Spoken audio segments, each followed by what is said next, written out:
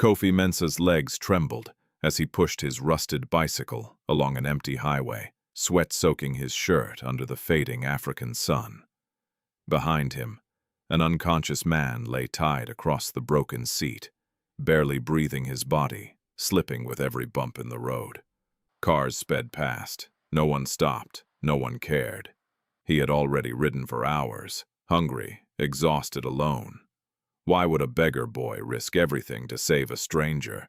And what secret did this silent man carry? That could change everything. Before we continue, tell me, where are you watching from and what time is it there right now, and if stories like this move you, don't forget to subscribe and join us for more powerful African life stories. Long before anyone would call his name with respect, before cameras would chase his story, or powerful men would speak of him in hushed tones, Kofi Mensah was just another invisible child on the streets of Accra. He woke each morning to the same harsh reality, the cold concrete beneath his thin body, the distant noise of traffic already rising before sunrise, and the hollow ache in his stomach that never truly went away. The place he slept changed often. Sometimes it was behind a row of wooden stalls in Makola Market. Other nights it was under a broken canopy near the roadside where the smell of stale food and rotting fruit clung to the air. There was no door to lock, no bed to claim, no one to say good morning. Only survival. Kofi had no memory of his father. The only face that lived clearly in his mind was his mother's, Ama Mensah. Her voice had once been soft, steady, like a quiet promise that things would be okay. She used to sell roasted plantains by the roadside, calling out to passers-by with a tired but warm smile. Even on days when they barely earned anything, she would still split the smallest piece of food in half and give him the bigger portion. Kindness, she used to say, placing her rough hand on his head, is something no one can steal from you, Kofi. Even when you have nothing, you still have that. He didn't fully understand it back then. He understood hunger more. Ama fell sick during one of the long, rainy seasons. At first it was just a cough. Then it became something deeper, something that took her strength day by day until she could no longer stand by her roadside stand. There was no money for proper treatment. No relatives came to help. No one noticed when she stopped showing up. The day she died, the world did not pause. The cars kept moving. The market remained loud. Life went on as if she had never existed. Kofi was only 8. After that, the streets became both his home and his enemy. At first he tried to stay near the market where his mother used to work. He thought maybe someone would remember her, maybe someone would help him. But the market was not a place for kindness. It was a place of competition, noise, and survival. Children like Kofi were not seen as victims. They were seen as nuisances. Move-away traders would shout, waving him off like a stray dog. Some would throw water at him to keep him from lingering near their stalls. Others accused him of stealing, even when he had done nothing. It didn't take long for him to learn that begging required more than just asking. It required reading people's faces, predicting their reactions, knowing who might give a coin and who might strike him instead. And many did. One afternoon, under the burning heat of the sun, Kofi approached a woman carrying groceries. His voice was small, almost swallowed by the noise around him. "Please, madam, just a little." Before he could finish, a man nearby grabbed him by the arm. "I've seen you around," the man snapped. "You think we don't know what you children do. Stealing and pretending to beg." "I didn't steal," Kofi said quickly, his heart pounding. The man didn't listen. He pushed Kofi hard, sending him stumbling backward into the dust. Laughter erupted from a few onlookers. Others simply looked away. Moments like that were common. Pain became something Kofi learned to carry quietly. But there was one thing he refused to let go of: the bicycle. It wasn't much to look at. The metal frame was scratched and rusted, one pedal slightly bent, and the chain often slipped if he rode too fast. But to Kofi, it was more than just an object. It was the last thing his mother had given him. Before she got too sick, Amma had saved small coins for weeks. Kofi remembered watching her count them late at night, her hands trembling slightly as she stacked them carefully. One day she disappeared for hours and returned pushing that old bicycle. "It's not new," she said with a faint smile. "But it works, and one day, it will take you somewhere better." At the time, Kofi had laughed riding it in circles, feeling like the richest boy in the world. Now it was his only companion. He used it to collect plastic bottles from the streets, to move faster between crowded areas, and sometimes, when he was lucky, to carry small items for traders in exchange for a few coins. It gave him a sense of movement, of possibility, even when everything else felt stuck. But survival on the streets meant constant danger, not just from hunger or exhaustion, but from people who saw weakness as an opportunity. And in Makola Market, there was one man everyone feared. Ya Boadu. Ya owned several stalls in the busiest part of the market. He was a large man with a loud voice and a temper that could turn violent without warning. Children like Kofi knew to stay out of his way. But avoiding him was not always possible. That afternoon, the sun burned hotter than usual. The air felt heavy, thick with dust and noise.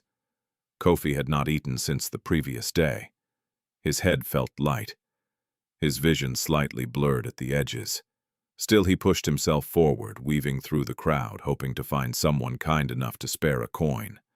He stopped near one of the stalls, watching as customers came and went. "Please, just a little help," he said softly to a man counting his change. The man ignored him. Kofi tried again with a woman nearby. She turned away. Then, without warning, a heavy hand grabbed the back of his shirt and yanked him backward.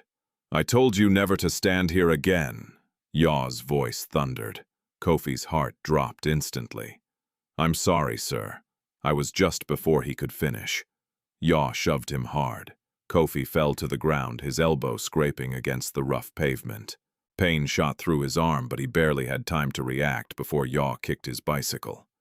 The metal frame clattered loudly as it hit the ground. "No begging here," Yaw shouted, drawing attention. "You scare my customers away." "I wasn't trying to." Kofi's voice trembled. Liar Yaw stepped closer, towering over him. "Next time I see you here, I won't just push you. I'll break that useless bike of yours." The words hit harder than the shove. Kofi quickly scrambled to his feet, rushing to pick up the bicycle. He checked it with trembling hands, making sure nothing was broken. A few people watched, but no one intervened. No one ever did. With his head lowered, Kofi pushed the bicycle away from the stall, his chest tight with a mix of fear and humiliation. His stomach growled painfully, but he ignored it. Hunger was easier to bear than shame. As he reached the edge of the market, the noise behind him faded slightly. The road ahead stretched long and uncertain, leading out toward quieter streets where fewer people passed and fewer coins were given. But at least there no one would chase him away. Kofi paused for a moment, resting his hand on the bicycle seat. His mother's voice echoed faintly in his memory. "Even when you have nothing, you still have kindness." He didn't know why those words stayed with him so strongly. In a world that had shown him so little kindness, they felt almost unrealistic. And yet he held on to them, because they were all he had left of her. Taking a deep breath, Kofi climbed onto the bicycle and began to ride slowly out of the market, unaware that before the next sunrise, his life would change in a way he could never imagine. The rain began as a whisper. At first, it was just a light drizzle, tapping softly against the dusty roads outside, Accra barely enough to disturb the evening bustle. Vendors hurried to cover their goods. Pedestrians quickened their pace. Motorbikes weaved through traffic, trying to outrun the coming storm. Kofi Mensah noticed it immediately. Rain meant fewer people on the streets. Fewer people meant fewer chances to beg. And fewer chances to beg meant another night of hunger. Still he kept riding. The old bicycle creaked beneath him as he moved farther away from the crowded market, heading toward the outskirts where the roads grew darker and quieter. His stomach twisted painfully and his legs ached from the long day, but he pushed forward anyway. There was always hope, however small, that he might find something, someone, before night fully settled. The sky darkened faster than usual. Thick clouds rolled in, swallowing what little light remained. The drizzle quickly turned into heavy rain, pouring down in sheets that blurred everything in sight. Within minutes, Kofi was soaked. His thin shirt clung to his skin. Water dripped from his hair into his eyes, making it hard to see the road ahead. He slowed down. The path he was on wasn't well maintained. Potholes filled with muddy water. The ground turned slippery. Every turn of the wheel required effort and balance. One wrong move, and he could easily fall. Thunder cracked across the sky. Kofi flinched. He didn't like storms. They reminded him of the night his mother's breathing had grown shallow. The night everything changed. The memory lingered like a shadow he could never escape. He pedaled harder. The faster he moved, the less time he had to think. A sudden flash of lightning illuminated the road ahead for a split second, and that was when he saw it. Something lying on the side of the road. Kofi blinked, unsure if his eyes were playing tricks on him. The rain distorted everything. The darkness swallowed details. But there it was again, another flash of lightning, brighter this time. A body. His heart skipped. He instinctively slowed the bicycle, his grip tightening on the handlebars. For a moment, he considered riding past it.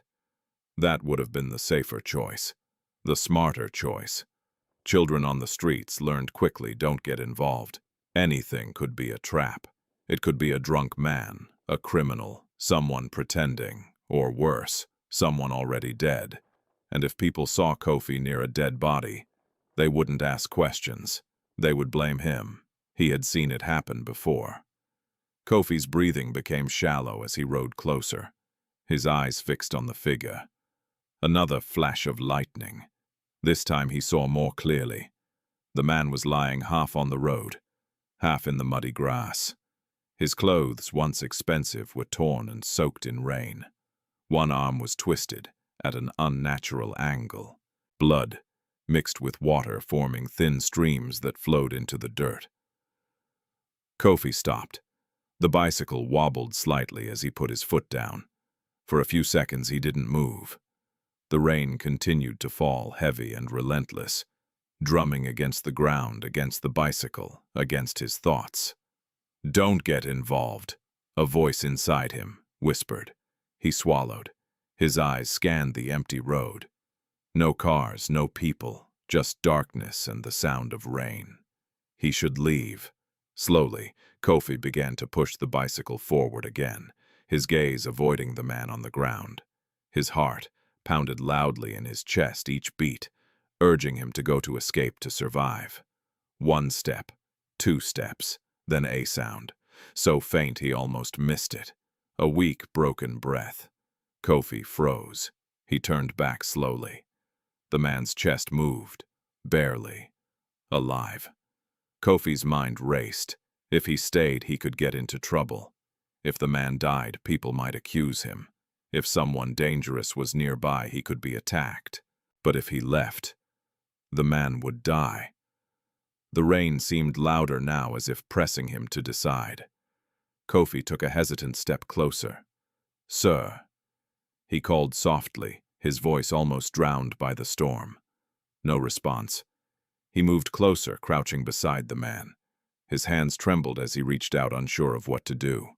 He had never helped someone like this before. He barely knew how to help himself.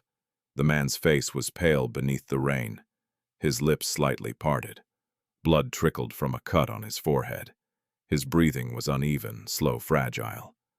Kofi pulled his hand back. Fear gripped him tightly. He remembered the stories, people getting arrested for things they didn't do. Children disappearing after getting involved in situations like this. The world was not kind to boys like him. He looked at his bicycle, then back at the man. "No," he whispered to himself. "I can't." He stood up quickly, stepping back. This was not his problem.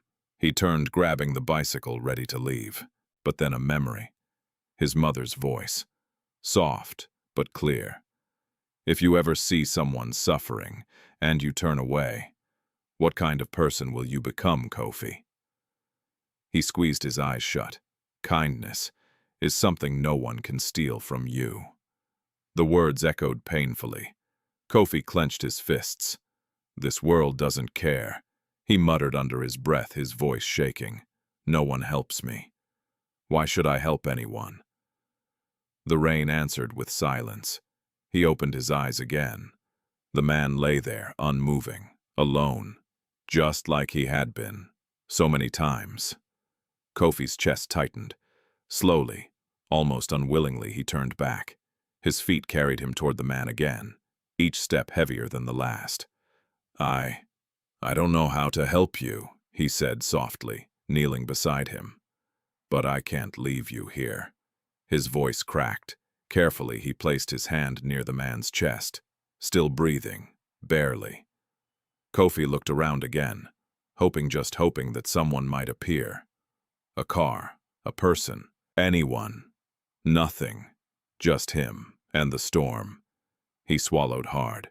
The nearest hospital. He had heard people mention it before. Far, very far. He didn't know the exact distance, but he knew one thing. It was not a place someone like him could reach easily. Especially not in this weather. Especially not with someone else. Kofi stared at his bicycle. The rusted frame, the bent pedal, the weak chain. It was barely enough for one person, let alone two. "This is crazy," he whispered. His hands trembled as he ran them through his wet hair. "I can't do this." But deep down, he already knew he would try. The rain did not slow. It poured harder, as if the sky itself was trying to wash the world clean of everything, pain, blood, fear. But nothing was being erased. Not the man lying helpless in the mud. Not the trembling boy standing beside him. Caught between fear and something deeper. He could not ignore. Kofi Mensah stood still for a long moment, his chest rising and falling unevenly. "This is crazy," he whispered again, though the words felt weaker now. The man's breathing was fading. That was all Kofi needed to know. He wiped his face with the back of his hand, though it made no difference. Rain soaked him completely. His fingers curled into fists, then slowly relaxed. "Okay," he said under his breath. "Okay, I'll try." The decision settled into him like something heavy but undeniable. He looked down at the man, this stranger who had no name, no story in Kofi's mind, just a fragile life slipping away in the storm. "I won't leave you," Kofi murmured. The words surprised him. No one had ever said that to him before. Carefully, he crouched beside the man again. The first problem was obvious. How was he going to move him? The man was large, much larger than Kofi. His body was limp, heavy with rainwater and soaked clothing. Kofi reached under his shoulders and tried to lift him. Nothing. The man barely shifted. Kofi gritted his teeth, adjusting his grip. "Come on, please," he muttered, straining with all the strength his small frame could muster. Slowly, painfully, the man's upper body lifted just a few inches. Kofi dragged him slightly, his bare feet slipping in the mud. His muscles burned instantly. He had never carried anything this heavy before, not even the sacks of plastic bottles he sometimes collected. His breath came in short bursts. He stopped, gasping. "I can't," he whispered, his voice breaking. The rain hit harder, soaking everything, making the ground slick and unforgiving. Kofi looked at the bicycle again. An idea formed, fragile, desperate. If he couldn't carry the man, maybe he could balance him. It was dangerous, maybe impossible. But it was the only chance. Kofi pushed the bicycle closer, its tires sliding slightly in the mud. He leaned it against his body, trying to keep it steady. "Please don't fall," he whispered, not sure if he was speaking to the man or the bike. He moved back to the man, positioning himself carefully. With shaking hands, he lifted one arm of the man over his shoulder. The weight nearly pulled him down instantly. Kofi staggered. "No, no," he grunted, forcing himself to stay upright. He dragged the man inch by inch toward the bicycle, his feet slipping, his arms trembling violently. Every movement felt like it could be the one that made him collapse. Finally, they reached the bike. Kofi leaned the man's body against the seat, trying to figure out how to secure him. The bicycle was never meant for this. The seat was too small, the frame too weak, but Kofi didn't have another option. He tore a strip from his already worn shirt, then another. His hands worked quickly, clumsily, as he tied the man's torso to the bicycle frame, looping the fabric tightly. "Stay, please stay," he muttered. The man's head fell forward slightly. Kofi adjusted it gently, placing it against his own shoulder for support. For a moment, everything was still. The rain, the darkness, the impossible situation. Kofi stepped back slightly, looking at what he had done. It didn't look safe. It didn't look stable. It barely looked real. "This won't work," he whispered.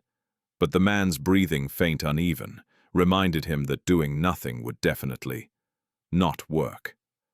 Kofi climbed onto the bicycle slowly. The extra weight made it tilt dangerously. He almost fell immediately. "No, no.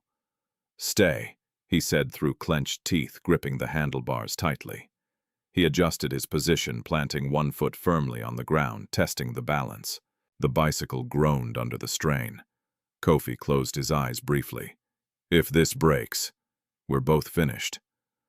The thought sent a chill through him that had nothing to do with the rain. He opened his eyes again.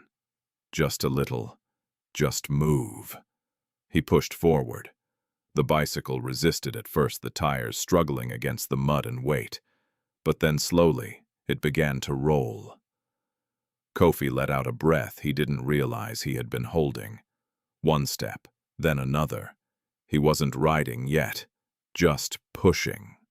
The road ahead stretched into darkness. Kofi didn't know exactly how far the hospital was. He had only heard people talk about it in passing. Some said it was in Kumasi. Others mentioned it in relation to long journeys, trips that required buses, money, time. Things Kofi didn't have. But he knew one thing clearly: standing still would kill the man. So he moved. The rain soaked his feet, turning each step into a struggle. The bicycle wobbled constantly, threatening to tip over. Kofi tightened his grip, his small hands aching from the effort. Minutes passed, or maybe hours. Time blurred. At some point the road became slightly smoother, the mud less thick. Kofi took a risk. He placed one foot on the pedal. The bicycle shook violently. "Careful," he whispered. He pushed down gently. The wheel turned, slow, heavy, but moving. Kofi swallowed. Then he pushed harder. The bicycle rolled forward. He was riding, barely. The weight behind him pulled constantly, making balance almost impossible. His legs strained with each rotation, the bent pedal scraping slightly as it moved. But he was moving faster now, faster than walking, faster than waiting. The wind hit his face, mixed with rain stinging his eyes. His body screamed in protest, muscles burning, lungs aching. But he didn't stop. Not when he heard the man's faint breathing behind him. Not when the road dipped suddenly, forcing him to grip the brakes tightly to avoid crashing. Not when lightning flashed again, revealing the long empty road, stretching endlessly ahead. "This is too far," Kofi whispered, panic creeping into his voice. He didn't know if he could make it. He didn't know if the man would survive. He didn't even know if he himself would survive. But something inside him refused to turn back. Maybe it was stubbornness. Maybe it was fear of regret. Or maybe it was the last piece of his mother that still lived inside him. Just a little more, he said, though he had no idea how much more there was. The bicycle creaked louder now. The chain slipped slightly. Kofi's heart raced. "Don't brake! Please don't brake!" He leaned forward, pushing harder. The rain began to ease slightly, but the damage was done. The road was slick, dangerous, unforgiving. Kofi's legs trembled violently, his vision blurred, but still, he pedaled. Behind him, the man's body shifted slightly with the motion. Alive, for now. Kofi clenched his jaw, ignoring the pain, ignoring the exhaustion. He had made his choice, and now there was no turning back. The road stretched endlessly ahead of Kofi Mensah, disappearing into a dark horizon that gave no promise of relief. By now, the rain had softened into a thin, steady drizzle, but the damage it left behind clung to everything: the mud, the slippery asphalt, the weight pressing down on Kofi's small body. The bicycle groaned beneath him with every turn of the pedals, its rusted frame carrying far more than it was ever meant to bear. Kofi's breathing was uneven. Each inhale burned his chest. Each exhale felt too short, but he didn't stop. He couldn't. Behind him, the man, still nameless to him, remained barely alive, his weight leaning heavily against Kofi's back.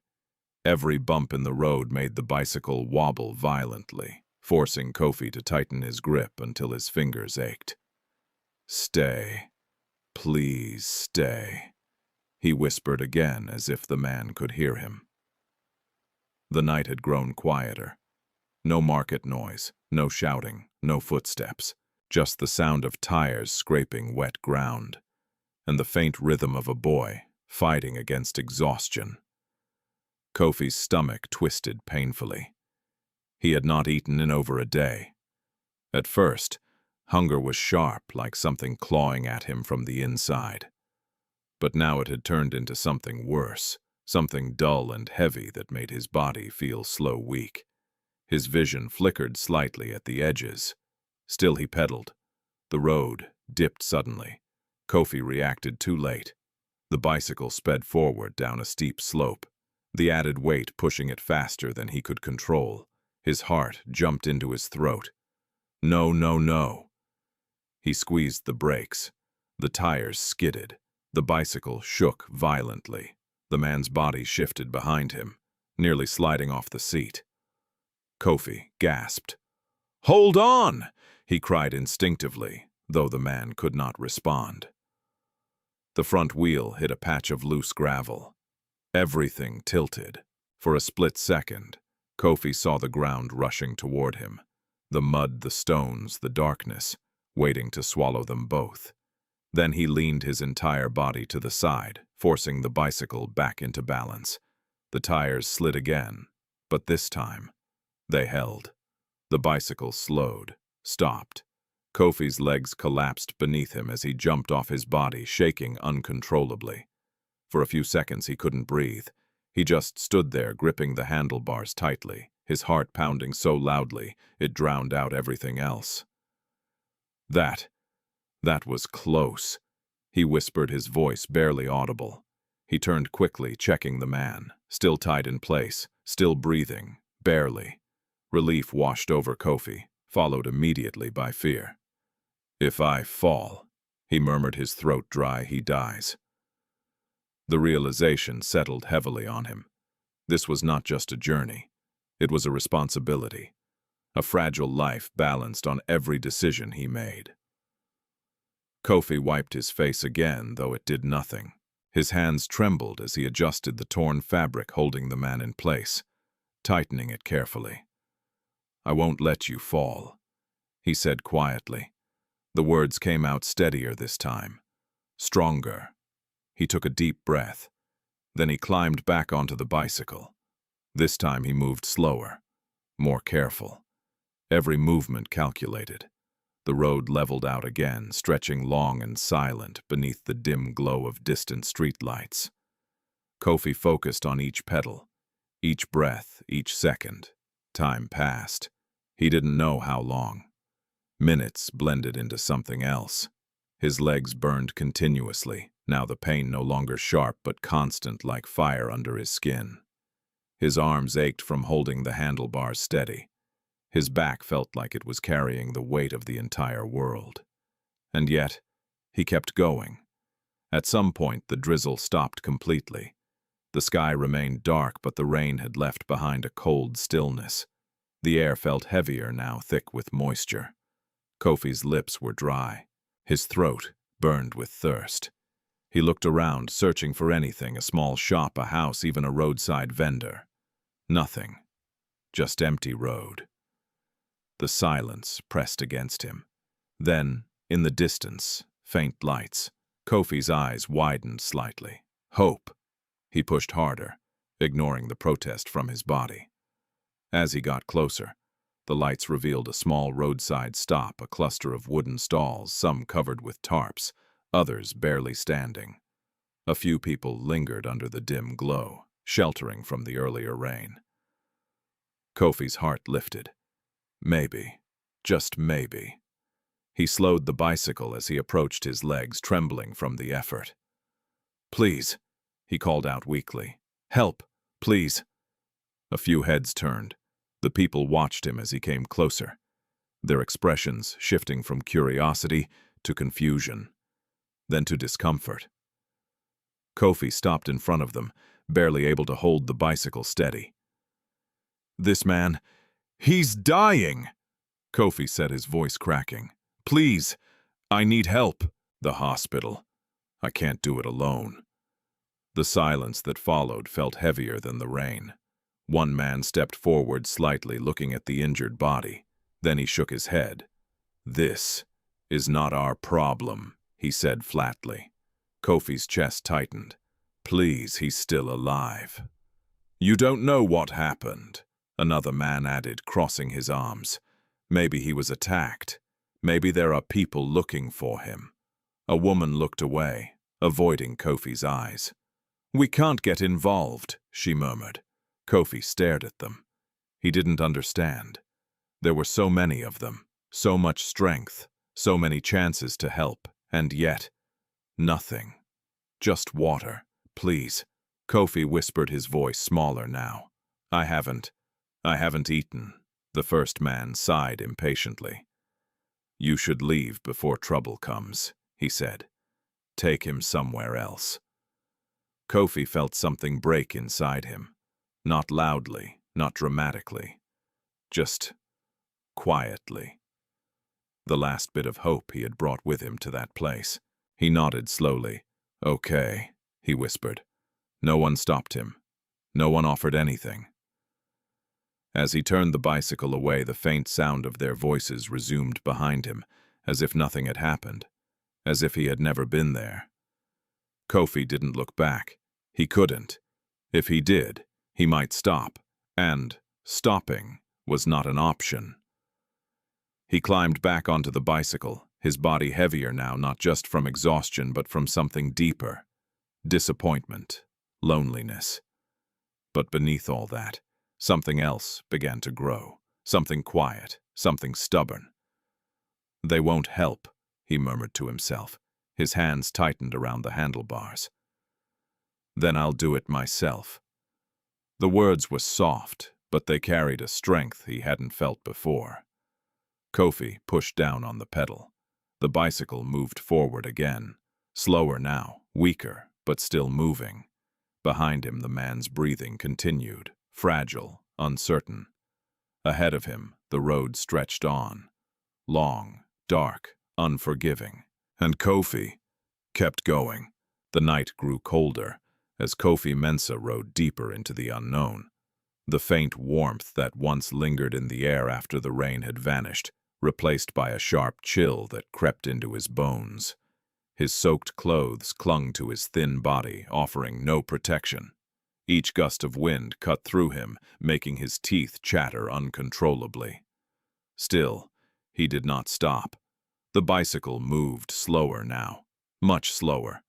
Kofi's legs felt heavy, as if each pedal required more strength than he had left. His breathing had become shallow, uneven, almost mechanical. Inhale, push, exhale, repeat. Behind him, the man's body remained tied in place, his weight pressing forward with every movement. reminding Kofi constantly of what was at stake. "Stay alive," Kofi whispered weakly. "Just stay alive." The road ahead narrowed, leading into a less populated area where the dim streetlights became fewer and farther between. Shadows stretched across the path, swallowing details, making every shape uncertain. Kofi's eyes struggled to adjust. Every sound made him tense. The distant barking of dogs, the rustling of leaves, the echo of his own wheels against the road. Then voices, faint at first, then clearer. Laughter. Kofi's grip tightened instinctively. He slowed the bicycle slightly, his eyes scanning the darkness ahead. A group of figures emerged near a broken roadside structure. Young men, maybe 5 or 6 of them, gathered under a flickering light. Their silhouettes moved loosely, confidently, like people who owned the space they stood in. Kofi's heart began to pound. He recognized that kind of presence. Trouble. He considered turning back, but the road behind him was just as long, just as empty, and stopping here was not safe either. Just pass quickly," he muttered under his breath. He lowered his head slightly and pedaled forward, trying not to draw attention. But it was too late. "Hey!" The voice cut through the silence sharply. Kofi froze for a split second. "Hey!" Another voice followed. "Come here." The group had noticed him. His stomach dropped. He kept moving, pretending not to hear. "A mistake. Stop," one of them shouted, stepping into the road. Kofi had no choice. He slowed to a halt, his heart racing violently. The young men surrounded him quickly, their eyes scanning him. Then the man tied behind him. "Well, well," one of them said, stepping closer. He was taller than the others, with a confident, dangerous smile. "What do we have here?" Kofi swallowed hard. I'm just passing," he said, his voice trembling. "With a dead man." Another one laughed. "He's not dead," Kofi said quickly. "He's alive. I'm taking him to the hospital." The group exchanged glances. Then laughter erupted. "A hospital," the tall one, Kojo Narte, said, shaking his head. With that, he kicked the bicycle lightly, making it wobble. Kofi flinched. "Please, don't touch it," he said instinctively. Kojo raised an eyebrow. "Oh, it's important to you." Kofi didn't answer. That was answer enough. Kojo stepped closer, his expression shifting. "Search him," he said casually. Before Kofi could react, 2 of the others grabbed him. "No, please." Kofi struggled weakly, but his strength was gone. They held him easily, their grip firm. Hands went through his pockets. There was almost nothing. A few coins, a small piece of cloth. One of them held up the coins, laughing. "This is all he has," Kojo smirked. "Even beggars have something," he said. "Take it." Kofi's chest tightened.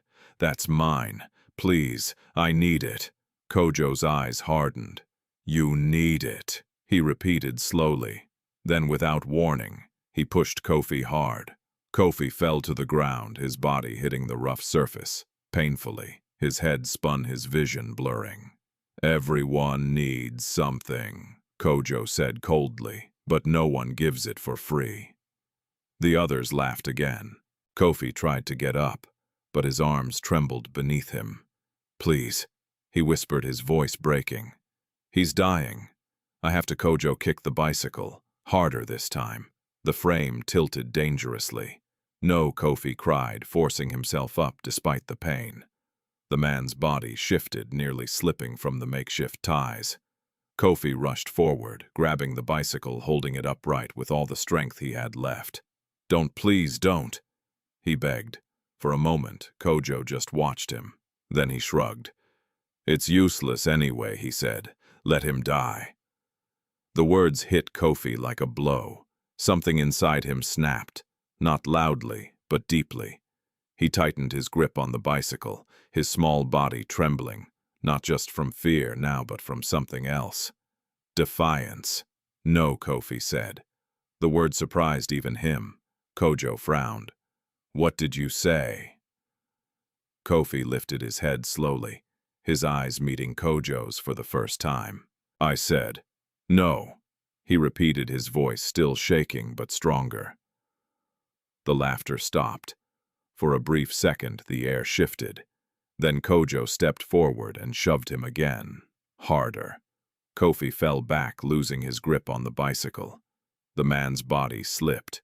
For a terrifying moment, it looked like he would fall completely. Kofi lunged forward, instantly catching him just in time. His arms screamed in pain, but he held on. "Don't!" he gasped. The group watched silent now. Kofi's chest rose and fell rapidly as he struggled to keep both himself and the man upright. He looked up again. "I don't have anything," he said, his voice raw, "but I'm not leaving him." Kojo stared at him. Something unreadable passed through his expression. Then he scoffed. "Stupid boy," he muttered, turning away. He waved his hand dismissively. "Let him go. He's not worth it." The others hesitated, then stepped back. Kofi didn't move, didn't breathe, until they were gone. The silence that followed felt unreal. Kofi stood there, shaking his entire body weak.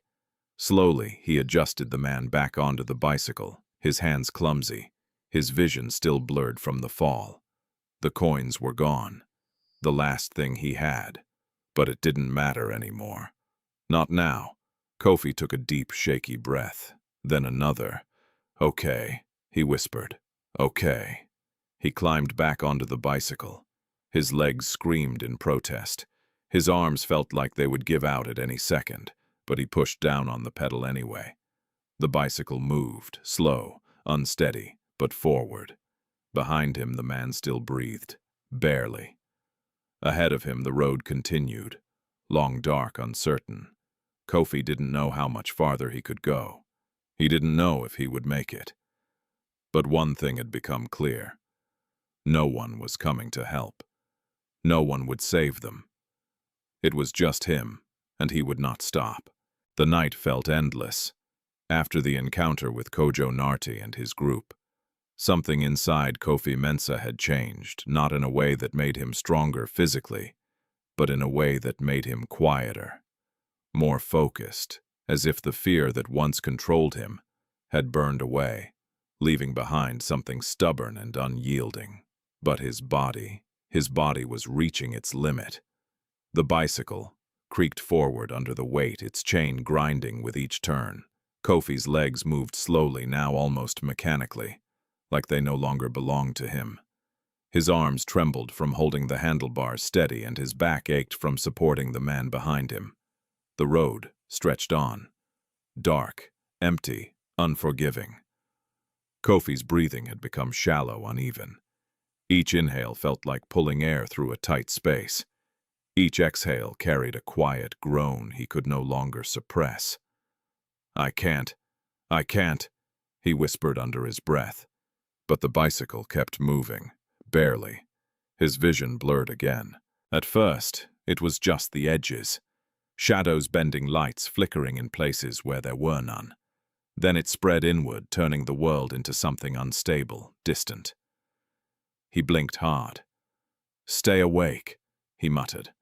The man behind him shifted slightly. A small movement, but enough. Kofi turned his head slightly, his voice weak but urgent. "Sir, can you hear me?" No answer. Only the faint sound of breathing. Still alive. That was enough.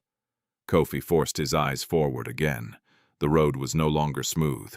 Cracks spread across the surface. Patches of gravel made the bicycle wobble with every rotation. His weakened arms struggled to keep control. Then his foot slipped. The bent pedal twisted under pressure, throwing off his balance. The bicycle lurched to one side. Kofi reacted too slowly. Everything tilted. The front wheel hit a rough patch, and then they fell. The impact was hard. Kofi hit the ground first, his shoulder slamming into the rough surface. Pain shot through his body, instantly sharp and overwhelming. The bicycle crashed beside him, the metal frame clanging loudly against the road. The man's body rolled slightly, the makeshift ties, straining under the sudden movement. For a moment, everything went silent. Kofi lay still, his ears ringing, his chest heaving as he struggled to breathe. Then the pain hit fully. A sharp burning sensation spread across his shoulder and down his arm. His legs felt numb, his body heavy. I can't," he whispered, his voice barely audible. He closed his eyes, just for a second, just to rest. The darkness welcomed him. It was quiet there. No hunger, no pain, no fear, just stillness. But then a voice, soft, familiar, "Kofi." His eyes fluttered open. For a moment, he didn't understand where he was. The road, the rain, the cold. It all came rushing back. He turned his head slowly. The man.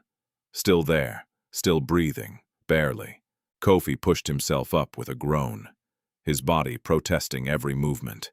His arm trembled as he tried to lift himself, pain shooting through him again. But he didn't stop. He crawled toward the man, his movements slow, unsteady. "Stay. Please stay," he whispered. His hands reached out, checking the man's chest, still rising, still falling, alive. Relief flooded him, but it didn't last. Because now, he didn't know if he could continue. Kofi sat there in the middle of the road, his body shaking, his breath uneven. The bicycle lay on its side, one wheel still spinning slowly. He looked at it, then at the man, then at the long, empty road ahead. "I can't do this," he said louder this time. The words echoed into the night. "I tried. I really tried." His voice broke, tears mixed with dirt on his face. "I'm just a child," he whispered. "I don't have anything. I don't have anyone." The weight of everything, hunger, pain, loneliness, crashed over him all at once. For the first time since the journey began, Kofi felt like giving up. He lowered his head, his shoulders shaking slightly. And then another memory. His mother, Kofi Mensah. She was sitting beside him in the memory, her hand gently brushing his hair, her eyes soft but serious. "Kofi," she said, "the world will not always be kind to you." He remembered that day clearly. He had been crying, upset after being pushed by other children. "It's not fair," he had said. Amma had nodded. "No, it's not." Then she looked at him, her voice quieter. "But you must decide what kind of person you will be, even when the world is not fair." The memory faded slowly. Kofi blinked, his chest tightened. "What kind of person?" he repeated softly. He looked at the man again, helpless, alone, just like he had been. Kofi took a deep breath, then another.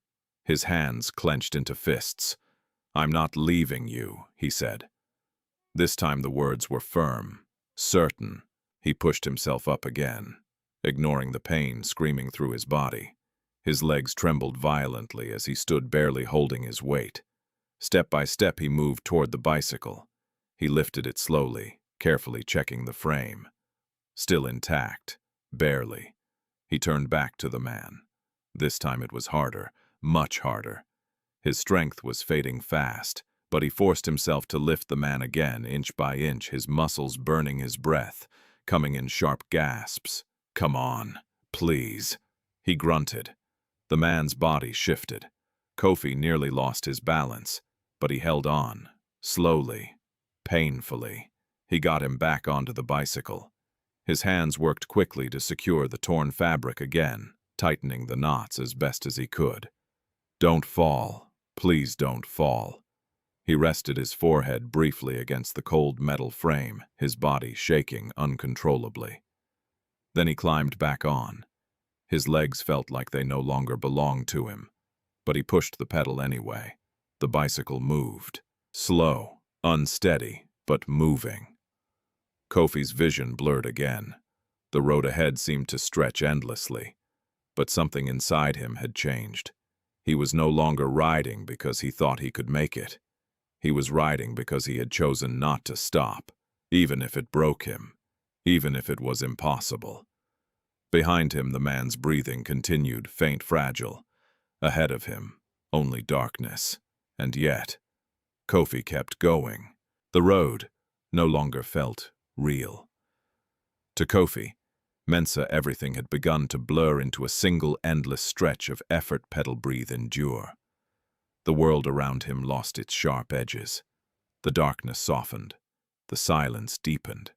Even the pain in his body, once sharp and overwhelming, had dulled into something distant, constant, almost numb. But the weight behind him was still real. The man's body leaned against him, heavy and unmoving, his faint breathing the only proof that this journey still mattered. Kofi's lips were cracked. His throat burned with dryness. Each breath scraped through him like sand. Still he pedaled. The bicycle creaked louder now, its chain slipping occasionally, its frame trembling under the strain. Every sound felt like a warning that at any moment it might give up completely. Just like his body. But Kofi didn't think about stopping anymore. Stopping had become something impossible. The road stretched forward, faintly lit by distant scattered lights that flickered in and out of view. Somewhere ahead, there had to be something. A place. A person. A chance. He held on to that thought, not because he believed it strongly, but because he had nothing else. Time passed. Kofi didn't know how much. Minutes, hours, it no longer mattered. His legs moved slowly now, barely pushing the pedals. The bicycle rolled more from momentum than effort. His head drooped forward slightly, his body swaying with each movement. Then a sound. Soft. Close. Kofi. He froze. The bicycle wobbled slightly as he instinctively stopped pedaling. Kofi. The voice came again. Gentle. Familiar. Kofi's eyes widened. He turned his head slowly, his heart suddenly racing. "Mama," he whispered. For a moment, just a moment, he saw her. Kofi Mensah, standing by the side of the road just beyond the faint glow of light. Her figure was soft, almost glowing in the darkness. Her face calm, her eyes warm, just like he remembered.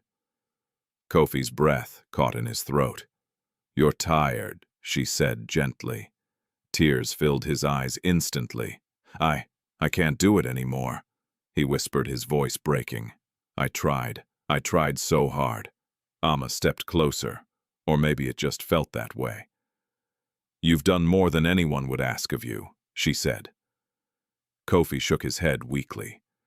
"He's going to die," he said, "and I don't have anything left."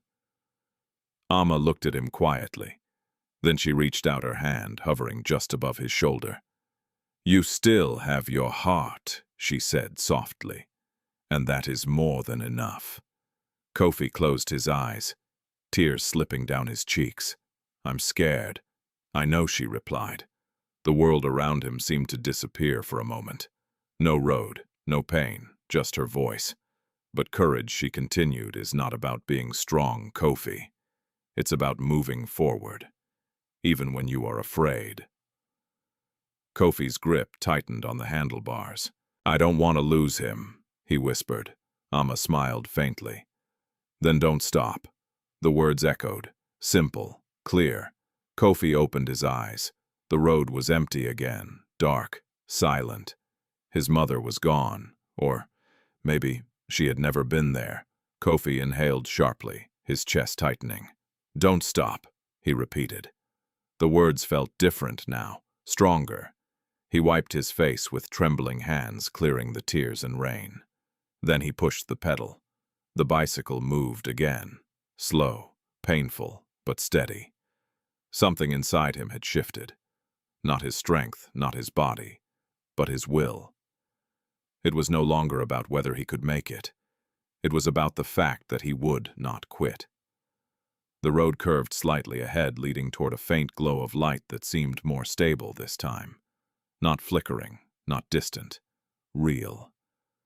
Kofi's eyes focused on it. "Just there," he whispered. "Just a little more." His legs screamed in protest as he pushed harder.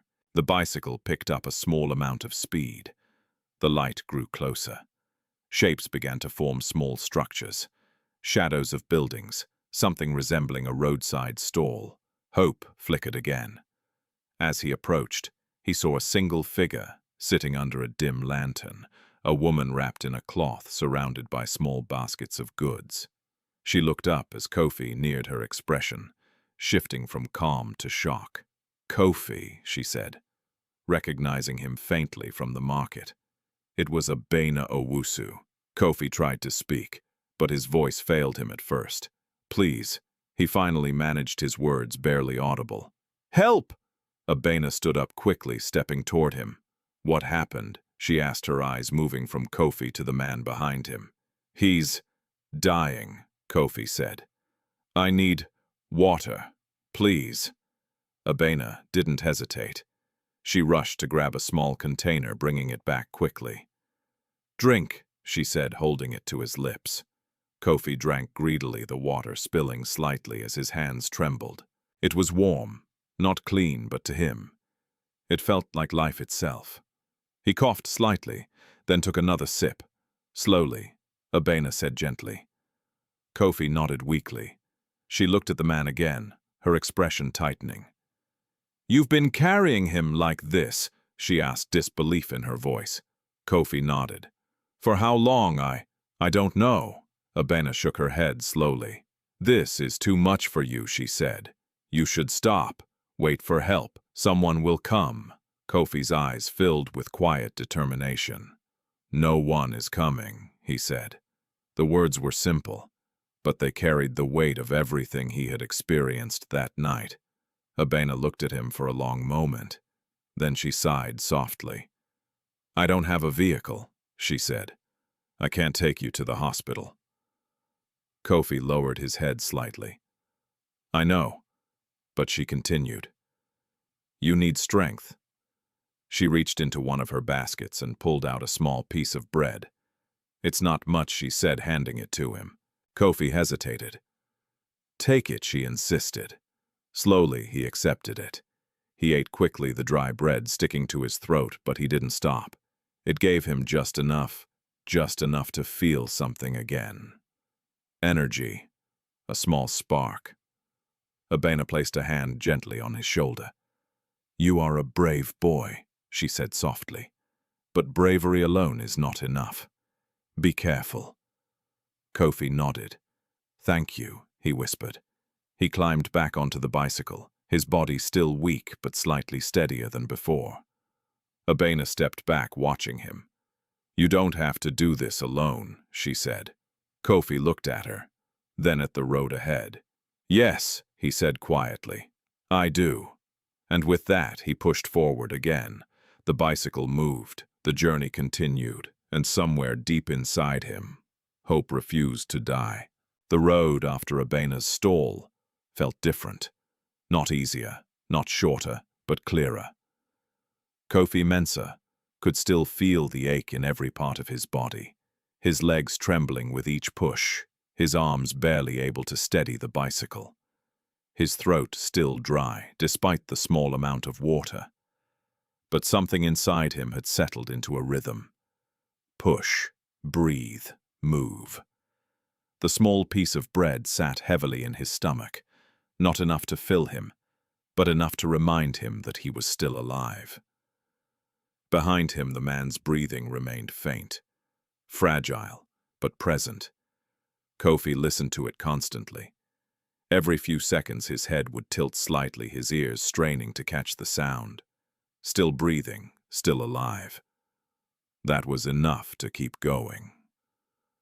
The road began to widen gradually, the darkness thinning as scattered streetlights appeared more frequently. The faint outline of buildings emerged in the distance, small homes, closed shops, quiet corners of a town not yet fully awake. Kofi's heart lifted slightly. He was getting closer. He had to be. Just a little more. He whispered, his voice hoarse. The bicycle rolled forward slowly, its metal frame groaning under the weight. Kofi's feet moved in a steady rhythm now, though his strength was clearly fading. Then a sound behind him. Different. Not the wind, not the bicycle. A breath, longer than before. Kofi's head snapped slightly to the side. "Sir!" he called weakly. There was no answer. But then another breath. Deeper, stronger. Kofi's eyes widened. He slowed the bicycle carefully, his heart racing again. "Can you hear me?" he asked, his voice trembling with a mix of fear and hope. For a moment. Nothing. Then a faint movement. So small it could have been imagined. But Kofi saw it. The man's fingers twitched slightly. Kofi's breath caught. "You're alive," he whispered. His chest tightened, not with fear this time, but with something else. Relief. He carefully brought the bicycle to a stop, his legs shaking as he steadied himself. "Sir, please, stay with me," he said, turning slightly to look at him. The man's eyes fluttered weakly, slowly, painfully. They opened, just a little. Kofi froze. For a moment, the world seemed to stop. The man's gaze was unfocused, his eyes barely able to adjust to the dim light. His lips parted slightly as if trying to speak, but no sound came out. You're okay," Kofi said quickly, though he knew it wasn't true. "I'm taking you to the hospital. Just don't sleep." The man's eyes moved slightly, trying to focus. Where, he managed his voice barely more than air. Kofi leaned closer, straining to hear. "You're safe," he said. "I found you on the road." The man's breathing became uneven again, his chest rising and falling with difficulty. Kofi's hands tightened around the handlebars. "Stay awake," he urged. "Please, just stay awake." The man's eyes flickered again. "Kofi," he whispered. Kofi blinked. "What?" The man's lips moved again, but the words were too faint to understand. "How do you know my name?" Kofi asked, confusion flooding his voice. There was no answer. The man's eyes closed again, his body going still. No, Kofi panicked. "Stay with me." He reached back awkwardly, placing his hand against the man's chest, still breathing, but weaker again. Kofi's heart pounded. "Don't do that," he whispered desperately. "Don't leave." The brief moment of hope faded, quickly replaced by urgency. He couldn't stop. Not now, not when the man had just shown signs of life. Kofi took a deep breath, forcing himself to stay calm. Okay, he muttered. "We're close. We have to be close." He climbed back onto the bicycle. His movements slower now, more careful. The road ahead was clearer than before. More lights, more signs of life. But still no hospital, still no certainty. Kofi pushed the pedal again. The bicycle moved forward. His legs protested immediately, the brief pause having allowed the pain to return stronger than before. But he ignored it. Behind him, the man remained still again. Too still. Kofi's thoughts raced. "How did he say my name?" he murmured to himself. It didn't make sense. They had never met. He was sure of it. Maybe, he imagined it. Maybe the man hadn't said anything at all. Maybe it was just his mind, playing tricks on him. Kofi shook his head. "No, focus," he whispered. This was not the time to question things. This was the time to move. The road began to slope upward slightly. Kofi's heart sank. "No," he whispered. Even a small incline now felt impossible. His legs trembled violently as he tried to push harder, but the bicycle slowed almost immediately. The weight behind him became unbearable. "I can't," he gasped. The bicycle came to a stop. Kofi tried again, pushed harder. Nothing. His strength was gone. He stepped off slowly, his legs nearly collapsing beneath him. I'll push," he said to himself.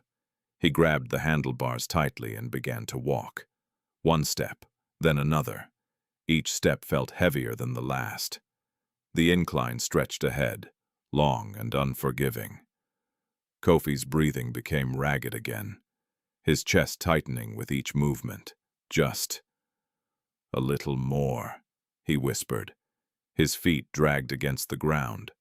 The bicycle resisted the weight behind it, pulling him back constantly. But he didn't stop. He couldn't. Step by step, he pushed forward, his entire body shaking with effort. Behind him, the man remained silent, still. Kofi didn't check. He was too afraid of what he might find. So he kept moving. Step, step, step. The world narrowed to that single motion, until, at the top of the incline, a sign, faint but visible. Kofi squinted his eyes, struggling to focus. Then he saw it. A building, white, dimly lit, with a Red Cross symbol near the entrance. His breath caught in his throat. "The hospital," he whispered. Relief hit him so suddenly, so powerfully, that his legs nearly gave out. "We made it," he said, his voice shaking. But even as the words left his mouth, his body finally reached its limit. The strength that had carried him this far disappeared. Kofi's hands loosened on the handlebars. His vision blurred completely. "No, not now," he whispered. The bicycle tilted, the world spun, and then everything went black. Kofi Mensah did not remember falling. One moment he was pushing forward with everything left inside him. His eyes locked on the faint red cross glowing in the distance. And the next there was nothing. No pain, no sound, no road, just darkness. But the world around him did not stop. The bicycle lay tilted on its side near the hospital entrance, its rusted frame still vibrating slightly from the fall. The man tied behind it slipped halfway, his body hanging dangerously, barely held in place by the torn fabric. A passing security guard, an older man named Mr. Sarpong, noticed the movement first. He had been sitting under the small shelter near the gate fighting sleep when he heard the faint metallic crash. At first he ignored it. Sounds like that were common at night, stray animals, falling debris, distant accidents that had nothing to do with him. But something about this one lingered. A pause, a silence that felt wrong. He stood up slowly, adjusting his worn jacket, and walked toward the sound. "What now?" he muttered under his breath. The dim light from the entrance barely reached the road, casting long shadows that made it difficult to see clearly. But as he stepped closer, his eyes adjusted, and then he froze. A boy, on the ground, unmoving, and behind him, a man, covered in blood. Mr. Sarpong's heart skipped. "Hey!" he shouted, rushing forward. "Hey, what is this?" He knelt beside Kofi, first shaking him gently. "Boy, wake up." No response. Kofi's body was cold, his skin pale beneath the dirt and exhaustion. Mr. Sarpong's expression tightened.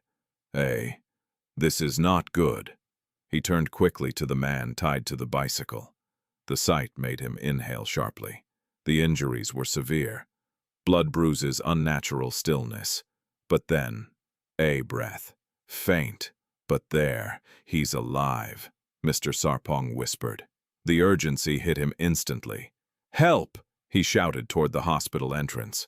"Somebody come, quickly." His voice echoed into the night. For a moment, nothing happened. Then footsteps. 2 nurses rushed out, followed by a young doctor still adjusting his coat. "What's going on?" the doctor asked. Mr. Sarpong pointed urgently. "They just arrived, this boy. And that man. He's dying." The nurses moved quickly. "Get the stretcher," one of them called. The doctor crouched beside the injured man, checking his pulse. "Weak. Too weak. How long has he been like this?" the doctor asked sharply. "I don't know," Mr. Sarpong replied. "They just appeared like this." The nurses returned with a stretcher, working quickly to untie the man from the bicycle. Their movements were fast-practiced, but even they exchanged glances of concern. "This is bad," one nurse muttered. "Careful with his head," the doctor instructed. "We're losing him." They lifted the man onto the stretcher. His head lolled slightly. His breathing faltered. "Move the doctor," snapped. They rushed him inside. The doors swung open, then closed, and, suddenly, everything was quiet again. Mr. Sarpong turned back to Kofi. The boy still lay on the ground, small, fragile, barely noticeable, compared to the chaos that had just unfolded. For a moment, no one moved toward him. No one called for help. He was just there. Mr. Sarpong frowned. "Wait," he murmured. He stepped closer, kneeling beside Kofi again. "This one too," he said softly. He placed his hand near Kofi's chest. A breath. Weak but steady. Alive. Mr. Sarpong exhaled slowly. Small but strong," he muttered. He looked toward the hospital doors. They were already focused on the injured man. Of course they were. That man looked important. Important people always came first. Mr. Sarpong sighed. Then, without waiting for anyone, he carefully lifted Kofi into his arms. The boy was light. Too light. As if he carried nothing inside him at all. "Come. You too," Mr. Sarpong said quietly. He carried Kofi toward the entrance, his steps slower now, more careful. Inside the hospital was bright. Too bright. The sudden light made Kofi's dirt-covered body stand out even more. Nurses moved quickly past them, focused on the emergency unfolding deeper inside. Mr. Sarpong approached the reception desk. "This boy needs help too," he said firmly. The nurse at the desk glanced up briefly, then frowned. "Who is he?" she asked. "I don't know," Mr. Sarpong replied. "He came with the injured man." The nurse hesitated. "He doesn't look like he belongs here," she said quietly. Mr. Sarpong's expression hardened. "He brought that man here," he said. "Without him, that man would be dead outside." The nurse looked uncertain. "But we don't have space." "Find space," Mr. Sarpong interrupted. His voice was calm, but firm. The nurse hesitated again, then finally nodded. "Put him there," she said, pointing to a small examination bed. "Mr." Sarpong carried Kofi over and laid him down gently. The boy didn't move, didn't react. He just lay there breathing softly, his body completely drained. A young nurse approached, slowly checking his pulse. "Severe exhaustion," she said. "Dehydration, maybe more." She looked at his arms, thin, bruised, scraped. "Where did he come from?" Mr. Sarpong shook his head. "I don't know," he said, "but he didn't stop. Not until he got here." The nurse looked at Kofi again. This time her expression softened. "Get some fluids," she said quietly. Another nurse nodded and moved quickly. For the first time since he arrived, Kofi was being taken care of. Meanwhile, deeper inside the hospital, the emergency room was in chaos. His pulse is dropping. "Prepare the oxygen, move, move, move." The injured man lay on the operating table, surrounded by doctors and nurses working urgently. "Who is this man?" one of them asked. "No," ID found another replied. "But his clothes. He's not ordinary." The lead doctor frowned. "It doesn't matter who he is," he said. "If we don't act now, he won't make it." The machines beeped rapidly. Time was slipping. Back in the smaller room, Kofi remained unconscious, but his breathing had steadied slightly. A drip was connected to his arm. Water. Life. Slowly returning to him. Mr. Sarpong stood by the door, watching quietly. He didn't know the boy. He didn't know the man. But something about what he had seen stayed with him, a child, carrying a dying man, across the night, alone. He shook his head slowly. This world," he murmured. Then he looked at Kofi again. "You didn't give up," he said softly, "and because of that, maybe he won't die." Outside, the night continued as if nothing had happened. Cars passed, people slept, the world moved on, but inside that hospital, 2 lives hung in the balance, and neither of them knew that everything was about to change. Morning arrived quietly. The first light of dawn slipped through the hospital windows, soft and pale, touching everything without asking permission. The tiled floors, the metal beds, the tired faces of nurses who had worked through the night. In one corner of the ward, Kofi Mensah lay still. The IV drip beside him released slow, steady drops into his small arm. His breathing had improved, but his body remained deeply exhausted, as if every part of him had been pushed far beyond its limit. For a long time, he did not move. Then a small twitch. His fingers shifted slightly. A faint breath. His eyelids fluttered, and slowly, painfully. Kofi opened his eyes. The light above him felt too bright. He squinted instinctively, his vision blurry, his head heavy. For a moment, he didn't understand where he was. The ceiling was unfamiliar. The smell, clean, sharp, clinical, was nothing like the streets he knew. He tried to move. Pain answered immediately. His body felt weak, hollow, as if something essential had been drained from him. "Easy," a voice said gently. Kofi turned his head slowly. A nurse stood beside him, her expression calm but watchful. "You're in the hospital," she said. "You collapsed outside." Kofi blinked. The memory returned all at once. The road, the rain, the man. He sat up suddenly. "The man," he said, his voice hoarse. "Where is he?" The nurse placed a hand on his shoulder, gently pushing him back down. "Calm down," she said. "You're not strong enough yet." But the man, he was dying, Kofi insisted, panic rising in his chest. "He's in surgery," she replied. Kofi froze. "Surgery?" "Yes," the nurse said. "The doctors are doing everything they can." Kofi stared at her. "Everything they can." The words echoed in his mind. It wasn't a guarantee. It wasn't a promise. It was uncertain. Kofi swallowed hard. "Will he live?" he asked quietly. The nurse hesitated. Then she gave a small, careful answer. "We don't know yet." Kofi's chest tightened. He turned his head away, staring at the wall. All that effort, all that pain, all that distance. And still, it might not be enough.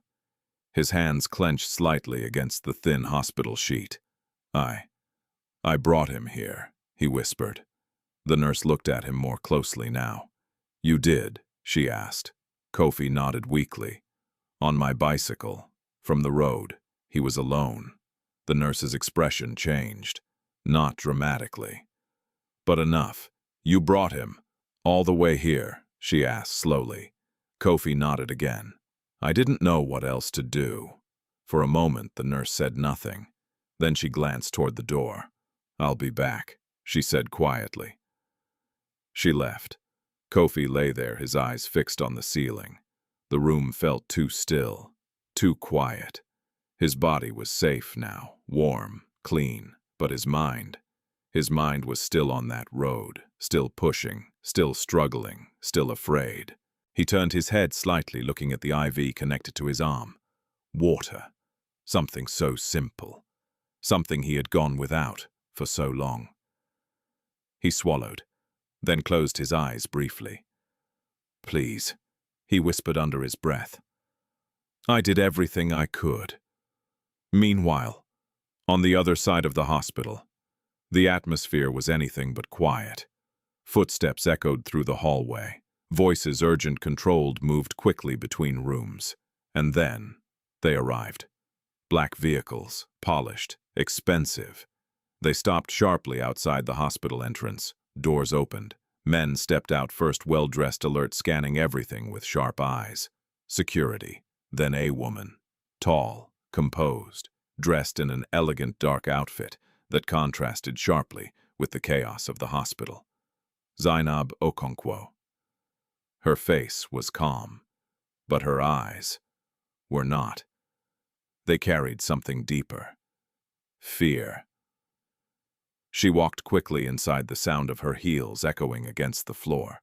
"Where is he?" she asked immediately. The staff at the reception froze for a moment. Then one of them stepped forward. "Ma'am, are you—" "I'm Zainab Okonkwo," she said firmly. "Where is my father?" The room shifted instantly. Recognition, shock, urgency. "This way," the nurse said quickly, leading her down the hallway. Zainab followed without hesitation. Behind her, the security team moved in silence. Inside the emergency wing, the doors opened. Zainab stepped in. Her eyes went straight to the operating room. Lights on, doctors inside, working. She stopped. For the first time since arriving. She didn't move. Her hands clenched slightly at her sides. How long, she asked quietly. Since last night, a doctor replied. He was brought in just in time. By who? The doctor hesitated. Boy, he said. We don't have full details yet. Zainab's eyes narrowed slightly. A boy, yes. She turned slightly, her gaze sharpening. Where is he? The doctor pointed down the hallway. In a recovery room. Zainab didn't respond. But something had shifted in her expression.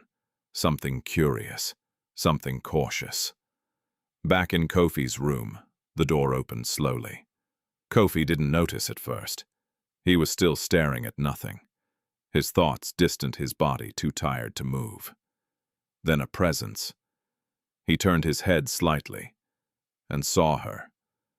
Zainab stood at the doorway, her figure framed by the soft morning light. Her expression was unreadable, her posture straight controlled. Kofi blinked. He had never seen someone like her before. Not up close, not in real life.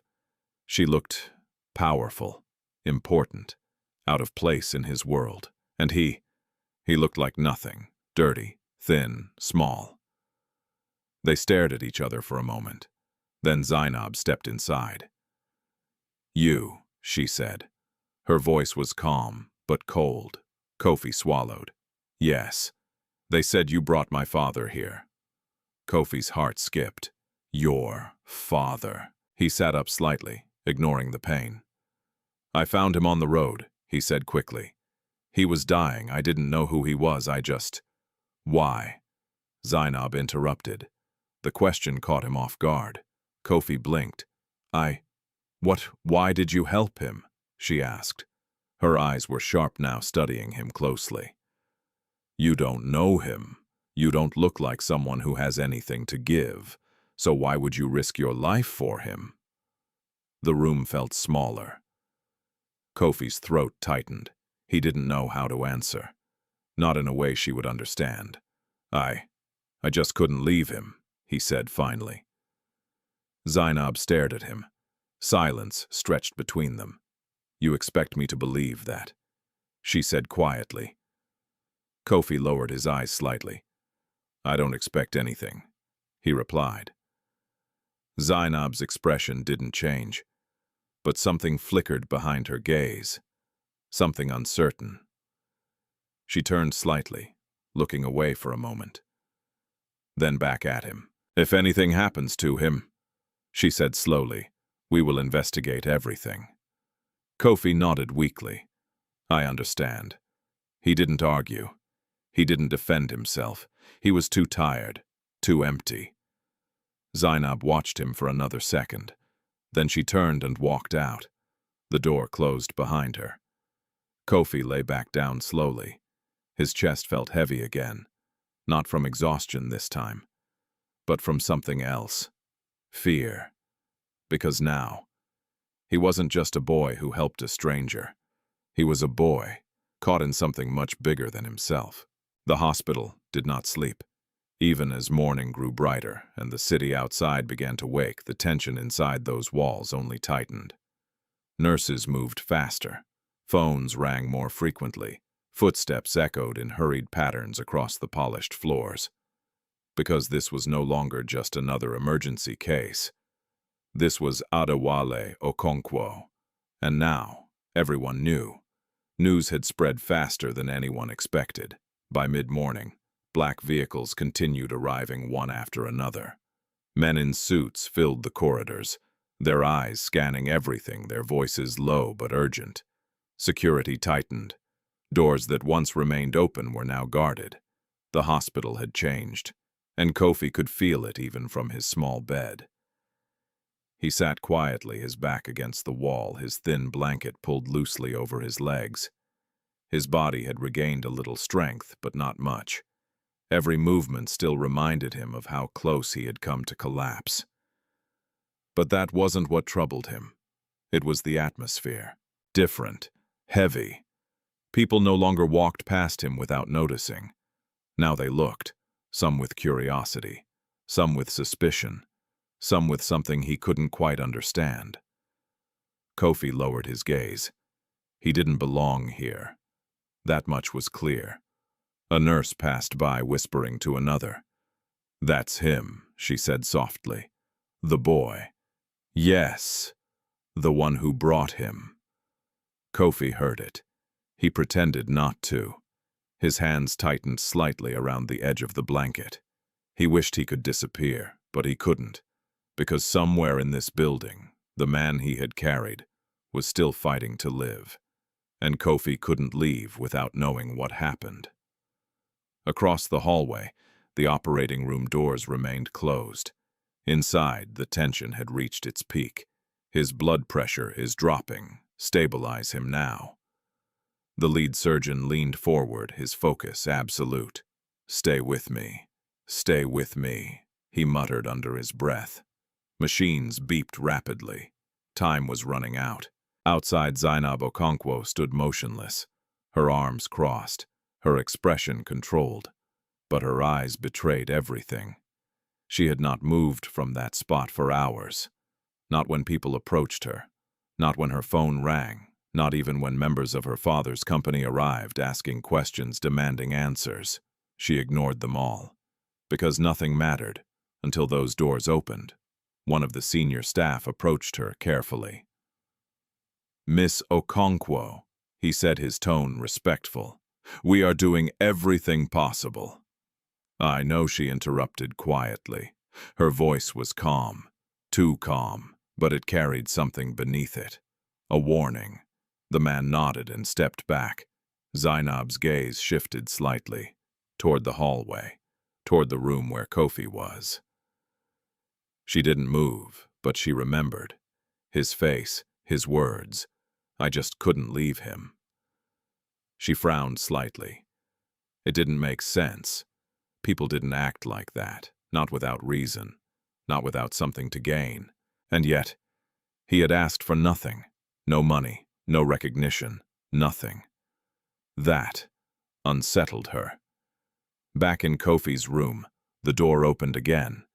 This time 2 men entered. They were dressed differently from the others, more formal, more controlled. Their eyes scanned Kofi immediately. "Is this him?" one asked. "Yes," the nurse replied. The men stepped closer. Kofi sat up slightly, his heart beginning to race.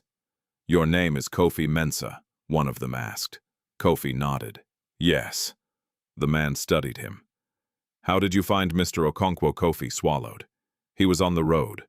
Alone. I didn't know who he was." "And you decided to bring him here?" the second man asked. "Yes." "How far?" Kofi hesitated. I don't know exactly." "Try." "Very far," Kofi said quietly. The men exchanged a glance. "You expect us to believe that you carried a grown man across that distance, on a bicycle?" the first one asked. Kofi lowered his eyes. "I didn't carry him," he said. "I tied him to the bike." The room fell silent. The nurse looked at him, then at the men. Even they seemed unsure how to respond. "Why?" the second man asked again. Kofi looked up. "I already told her," he said softly. Her the man frowned. "Miss Okonkwo." The men exchanged another glance. "And what did you tell her?" Kofi hesitated. "Then I said, I couldn't leave him." The silence returned. Longer this time. One of the men stepped closer, his tone sharper. "Do you know who he is?" Kofi shook his head. "No. He is one of the most powerful men in this country," the man said.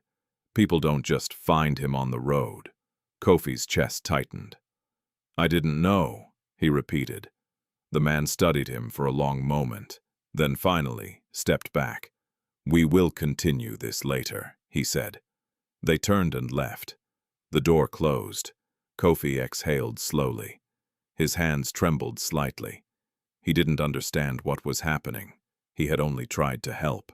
But now, it felt like that choice was pulling him into something dangerous. Something he didn't belong in. Meanwhile, back in the hallway, the operating room doors finally opened. The sound alone drew everyone's attention. Zainab stepped forward instantly. The doctor removed his mask slowly. His face was tired, serious. "How is he?" Zainab asked. The doctor paused. "Then, we managed to stabilize him," he said. Relief hit the room instantly, but he wasn't finished. "He's still critical," he added. "The next few hours will decide everything." Zainab nodded slowly. "Can I see him?" "Not yet." She didn't argue. She just stood there, processing, alive, for now. Her gaze shifted again, down the hallway, toward Kofi's room. Something inside her had changed. Not fully, not clearly, but enough. She turned and began walking toward him. Back in the small room, Kofi sat alone, silent, waiting. The door opened. He looked up. Zainab stood there again. This time, her expression was different. Less cold, more searching. "He's alive," she said. Kofi's eyes widened. "Really?" She nodded. "For now." Relief flooded his face instantly. His shoulders dropped slightly. "Thank you," he whispered. Zainab frowned slightly. "I didn't do anything," she said. Kofi shook his head. "You brought the doctors, the hospital." Zainab didn't respond. She just looked at him. Longer this time. "You risked your life," she said slowly. "For someone you didn't know." Kofi didn't answer. Because to him, that wasn't something unusual. It was just something he had done. Zainab studied him carefully. Then she asked, "What do you want?" Kofi blinked. "What money," she said. "A place to stay. Food, education." Her voice was direct, clear, practical. Kofi looked at her, then slowly shook his head. "I don't want anything." Zainab's expression tightened. "That's not how the world works," she said. Kofi lowered his eyes. Maybe he said quietly, "But I didn't do it for that." Silence. Heavy. Uncomfortable. Zainab didn't move. For the first time, she didn't have an answer. The hospital no longer felt like a place of healing. It felt like a battlefield. Not one filled with weapons, but with power, suspicion, and control. By midday, the corridors had transformed completely. Security officers stood at every entrance. Staff whispered instead of speaking. Even patients seemed to sense that something unusual, something important was unfolding within those walls, and at the center of it all was a boy who did not belong. Kofi Mensah sat quietly on the edge of his bed, his feet barely touching the floor. The IV had been removed, but weakness still clung to him like a shadow. His body was recovering, slowly. But his mind was unsettled. He could feel it in the way people looked at him now. Not with indifference, but with questions. Too many questions. The door opened again. This time it wasn't just one or two people. It was many. Men in suits, security, hospital staff, and behind them, Zainab Okonkwo. Her presence changed the room. Instantly, everything became still, controlled, deliberate. Kofi stood up slowly, unsure of what was about to happen. One of the men stepped forward holding a tablet. "State your name," he said. "Kofi." "Kofi Mensah," he replied quietly. "Age, I think, 12. You think the man repeated, his tone skeptical. Kofi lowered his eyes. "I don't have documents." The man typed something. "Where do you live?" Kofi hesitated. "The streets." Another pause, another note. The questions continued. Rapid, precise, cold. "Where exactly did you find Mr. Okonkwo?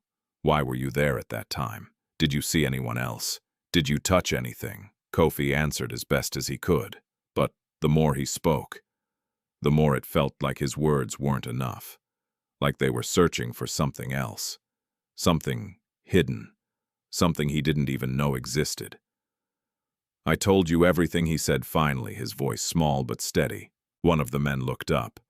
"People don't just do what you did," he said. "Not without a reason." Kofi swallowed. "I had a reason." What Kofi hesitated. Then he needed help. The room fell quiet. For a moment, no one spoke. Then one of the men scoffed slightly. "That's not a reason," he said. Kofi looked up. "It is to me." Zainab's eyes shifted. She stepped forward. "Enough," she said calmly. The room obeyed instantly. The men stepped back. The tension didn't disappear, but it changed. Zainab walked closer to Kofi, her gaze steady, searching. "You understand why we have to ask questions," she said. Kofi nodded. "Yes, and you understand that my father's life is not something we take lightly." "Yes, then tell me again," she said quietly. "Why did you help him?" The question was the same, but the tone was different, less accusatory, more personal. Kofi took a breath, then answered simply, "Because no one else did." Silence, the kind that fills a room without permission. Zainab looked at him, really looked at him this time. At the dirt still faintly visible on his skin, at the bruises, at the exhaustion that hadn't fully left his eyes. This was not a boy who had planned something. This was a boy who had survived something. Still, doubt lingered. Before she could speak again, the door burst open. A nurse rushed in, slightly out of breath. "He's awake." The words hit the room instantly. Everything shifted. Zainab turned sharply. "Are you sure?" she asked. "Yes," the nurse said. He just regained consciousness. Zainab didn't hesitate. She moved immediately. The others followed. The room emptied quickly, leaving Kofi alone again. Alone, but not forgotten. Because now, the truth was about to speak. In the recovery room, machines beeped steadily. Adewale Okonkwo lay on the bed, his body still weak but alive. Tubes connected him to monitors, oxygen helping his breathing stabilize. His eyes were open, tired, but aware.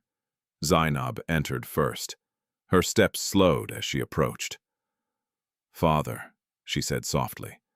Adewale turned his head slightly. His gaze found her. A faint smile touched his lips. "You're here," he whispered. Zainab nodded, her composure breaking just slightly. "I'm here."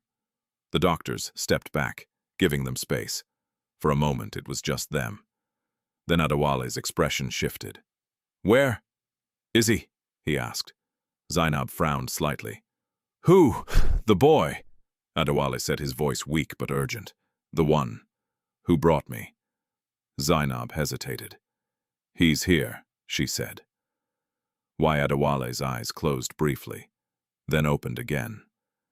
"Bring him," he said. Zainab studied him, then nodded.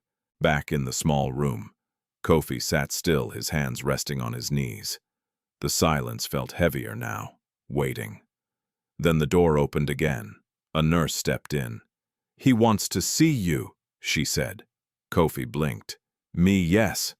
Kofi stood slowly. His legs felt unsteady, but he followed. The hallway seemed longer now, brighter, stranger. People watched as he passed, but he didn't notice. His focus was ahead, on the man he had carried, on the answer he needed. They reached the room. The door opened. Kofi stepped inside. And for a moment, he didn't recognize him. The man lying there looked different, clean, connected to machines. But the face, it was the same. Kofi stepped closer. "Sir," he said softly. Adewale turned his head. Their eyes met, and something shifted instantly. Recognition, relief, gratitude. "You," Adewale whispered. Kofi nodded. "I'm here." Zainab watched from the side, silent, observing. Adewale's hand moved slightly, weak but intentional. Kofi hesitated, then stepped closer. Adewale's fingers brushed against his hand. "You didn't leave me," he said. Kofi shook his head. "No." The room fell silent. Then Adewale spoke again, his voice stronger now. "He saved my life." The words echoed, clear, certain, final. Zainab's expression changed. The men behind her shifted slightly. Everything changed. Because now, the truth had a voice, and it had spoken. The room did not breathe. For a long moment after Adewale Okonkwo's words, no one moved. No one spoke. The machines continued their steady rhythm, but everything else, every doubt, every suspicion, every silent accusation seemed to pause and hang in the air. "He saved my life." The sentence settled into the space like something undeniable. Zainab stood still, her gaze fixed on her father. "Are you certain?" she asked quietly. Adewale turned his head slightly, his expression tired but unwavering. "I remember," he said. "The road, the rain, the darkness." His breathing slowed, but his voice remained steady. "I remember thinking I was going to die." Kofi stood at the edge of the bed, his hands clenched at his sides, unsure of where to look. "I heard him," Adewale continued. "A voice, calling me to stay awake." Zainab's eyes shifted slowly toward Kofi. "He spoke to me the entire time," Adewale said, "even when I couldn't answer." He didn't stop. The room grew quieter. Zainab's expression softened just slightly. "But how did you end up on that road?" she asked. Adewale's gaze darkened. "There was an accident," he said. "My driver lost control. We were forced off the road. I remember the impact. And then nothing." He paused, his breathing uneven. "When I woke up, I was alone." The words carried weight, because someone had left him there. Left him to die. Zainab's jaw tightened. "We'll investigate that," she said firmly. Adewale nodded faintly, but his attention returned to Kofi. "You didn't know who I was," he said. Kofi shook his head. "No. And you still chose to help me." Kofi hesitated, then nodded. Adewale studied him for a long moment. Not as a businessman, not as a powerful man used to control, but as a father, as a human being. Why, he asked. The same question. But now, it felt different. Kofi swallowed. I just couldn't leave you," he said quietly. Adewale's eyes softened. For a brief second, something almost broke through his composed exterior. "You rode all that distance?" "Alone?" he asked. Kofi nodded again. "Yes." A faint breath escaped Adewale's lips. "In this world," he murmured, "people walk past suffering every day." He looked at Zainab. "At my level, I see it more than most." Zainab didn't respond, and yet, Adewale continued, a child with nothing, chose to act. The words hung heavy, because they were not just about Kofi, they were about everyone else in the room. Everyone who had questioned him, everyone who had doubted. Zainab lowered her gaze slightly. For the first time, she felt it. Not guilt, but something close. A shift. She turned fully toward Kofi. Her voice was quieter now. "You carried him through the night?" she asked. Kofi nodded. "Yes. Alone, yes." "No one helped you?" Kofi hesitated. Then Zainab's expression tightened. The image formed in her mind, clear, vivid, uncomfortable. A boy, a broken bicycle, a dying man, and a world that chose to look away. She exhaled slowly, then stepped closer. "Kofi," she said. It was the first time she said his name without distance, without suspicion. "I owe you an apology." Kofi looked up surprised. "For what?" "For doubting you," she said. The words were simple, but not easy for someone like her. Kofi shook his head quickly. "It's okay," he said. "I understand." Zainab studied him again, this time differently. Not as a suspect, not as a risk, but as something rare, something real. She turned to the others. "Clear the room," she said. There was no hesitation. Within seconds, everyone except the three of them stepped out. The door closed. Silence returned. But now, it felt different. Warmer. Adewale shifted slightly, his strength still fragile. "Kofi," he said. "Yes, sir. What you did cannot be repaid easily."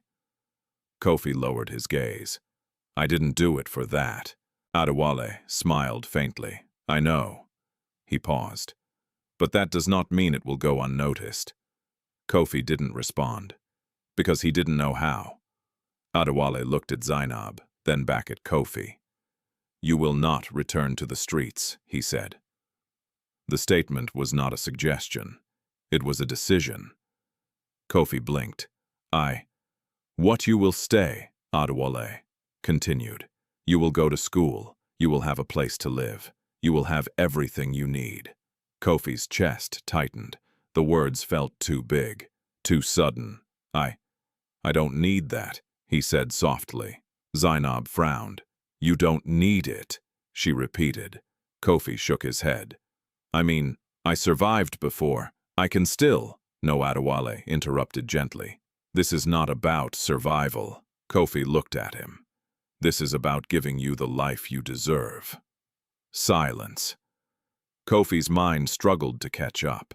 A place to live, school, a future, things he had never allowed himself to imagine. Because imagining them made reality harder. "I don't want to change," Kofi said suddenly. Zainab blinked. What Kofi looked down at his hands. "I don't want to become someone else," he said. "I don't want to forget who I am." The room fell quiet. Adewale watched him carefully. Then he nodded. "Good," he said. Kofi looked up confused. "You shouldn't," Adewale continued, "because who you are is exactly why you are here." Zainab's expression softened again. Adewale leaned back slightly, his strength fading. "But you will have a choice now," he said. "A real one." Kofi swallowed. A choice. He had never had one before. Not really. Zainab stepped forward. "You don't have to decide everything now," she said. "Just don't go back to that life." Kofi looked at her, then at Adewale, then down at himself. For the first time, he didn't feel invisible. He didn't feel like something people ignored. He felt seen, and it scared him, because being seen meant something would change, and change was uncertain, but deep inside, a small voice whispered, maybe, this time, it would be different. The days that followed felt unreal. For Kofi, Mensah life no longer moved in the harsh, unpredictable rhythm of the streets. It moved slower now, softer, measured in quiet routines instead of survival. At first he didn't trust it, even after he was moved from the hospital to a clean, modest guest house owned by the Okonkwo family. Kofi slept lightly. Every sound woke him. Every unfamiliar comfort felt temporary, like something that could disappear if he wasn't careful. The bed was too soft, the room too quiet, the food too much. He would often wake in the middle of the night sitting upright, his heart racing for no clear reason. For years his body had learned to expect danger. It did not forget so easily. One night, unable to sleep, Kofi slipped out of his room and walked quietly through the hallway. The house was dimly lit, calm, almost still. He found himself outside. The air was cool, peaceful. He sat on the steps, his arms wrapped loosely around his knees. "You can't sleep either," the voice came gently. Kofi turned. Zainab stood behind him, dressed simply now without the sharp elegance she carried at the hospital. She looked more human here, less distant. Kofi shook his head. "I'm not used to this," he said. Zainab nodded slowly. "I understand," she replied. She sat beside him, leaving just enough space between them. For a moment, neither spoke. "Then I've been trying to understand you," Zainab said quietly. Kofi glanced at her. Why, because people like you don't exist in my world, she admitted. Kofi frowned slightly. What do you mean? In my world, she said, looking ahead, everything has a reason. People act because they gain something. Power, money, influence. Something. She paused. But you didn't want anything.